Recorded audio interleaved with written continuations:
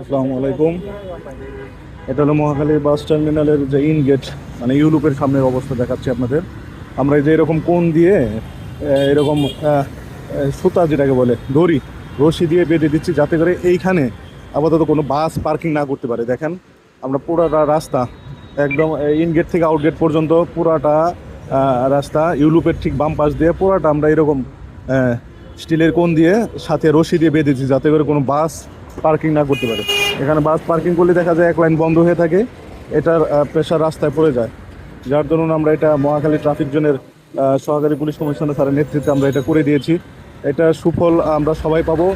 এখন এটা আপনাদের সবার কাছে রিকোয়েস্ট, আমরা সুনাগরিক হিসেবে এটাকে ধরে রাখা, যাতে করে এই কোণ এবং এই স্টিলের ব্যারিয়ারগুলো যাতে কেউ না সরায়, এটা আপনারা সবাই খেয়াল রাখবেন। আর যারা বাসের মালিক এবং ড্রাইভার হেল্পার আছেন তাদের কাছে রিকোয়েস্ট, আপনারা এই জায়গাটা অবশ্যই ফ্রি রাখবেন। এখানে কোনো গাড়ি পার্কিং করেন, আপনাদের রিকোয়েস্ট আপনারা